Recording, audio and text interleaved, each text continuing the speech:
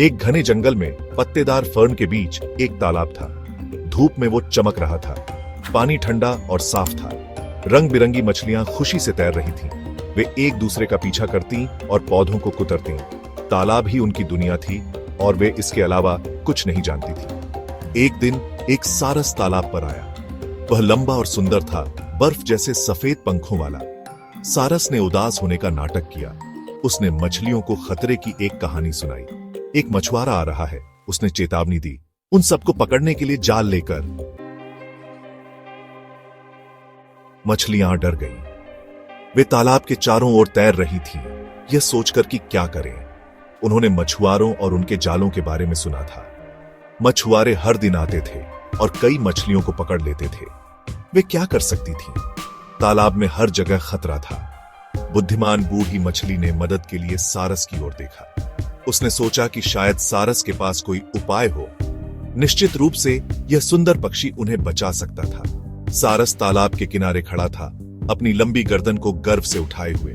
सारस मुस्कुराया। उसकी आंखों में एक धूर्त चमक थी। उसने मछलियों की ओर देखा और कहा, मैं तुम्हारी मदद कर सकता हूं। मुझे एक और तालाब पता है, सारस ने कहा। एक सुरक्षित जगह, वहां कोई मछुआरे नहीं आते। मैं तुम्हें एक एक करके अपनी चोंच में वहां ले जा सकता हूं। मछलियां बहुत खुश हुईं।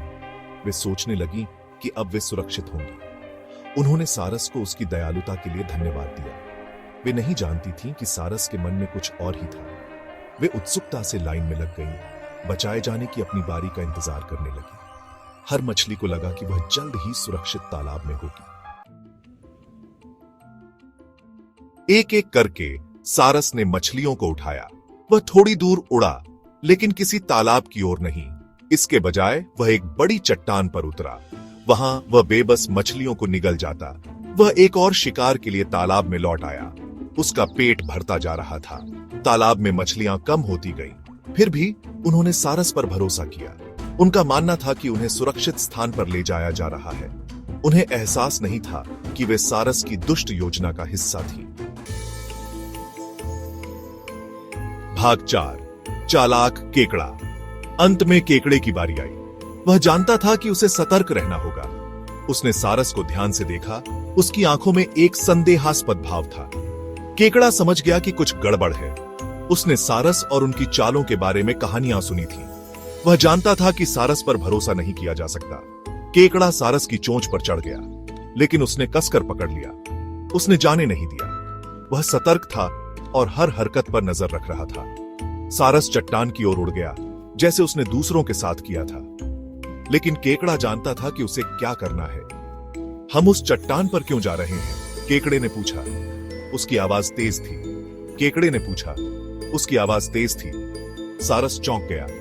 उसने केकड़े के बोलने की उम्मीद नहीं की थी। उसने केकड़े के बोलने की उम्मीद नहीं की थी। वह घबरा गया और सोचने लगा कि अब क्या करे। उसने झूठ बोलने की कोशिश की, लेकिन केकड़े ने उस पर विश्वास नहीं किया। केकड़ा चालाक था और उसने सारस की हर चाल को समझ लिया था। भाग 5, इंसाफ की चुटकी। यह कहानी एक चालाक केकड़े और एक धोखेबाज सारस की है। मुझे अपने दोस्तों की हड्डियां दिख रही हैं। केकड़ा रोया। उसने अपने प्यारे दोस्तों को खो दिया था और अब वह बहुत दुखी था। एक तेज चाल के साथ उसने अपने नुकीले पंजे सारस की गर्दन में गाड़ दिए। सारस दर्द से चिल्लाया। केकड़ा जानता था कि उसे न्याय करना होगा। उसने केकड़े से रुकने की भीख मांगी। उसकी आंखों में डर साफ झलक रहा था। उसने वादा किया कि वह फिर कभी किसी मछली को नुकसान नहीं पहुंचाएगा। उसने कहा कि वह बदल जाएगा। केकड़े ने सारस की विनती पर विश्वास नहीं किया। उसे पता था कि सारस के शब्दों में सच्चाई नहीं है। वह जानता था कि सारस झूठा है। उसने सोचा कि अगर वह सारस को छोड़ देगा तो और भी मछलियां मारी जाएंगी। एक आखिरी चुटकी के साथ केकड़े ने सारस को हमेशा के लिए चुप करा दिया। उसने अपने दोस्तों का बदला ले लिया। फिर वह तालाब में लौट आया और बाकी मछलियों को सारस के विश्वासघात के बारे में चेतावनी दी। उसने उन्हें बताया कि कैसे सारस ने उन्हें धोखा दिया था। उस दिन से मछलियों ने सबक याद रखा।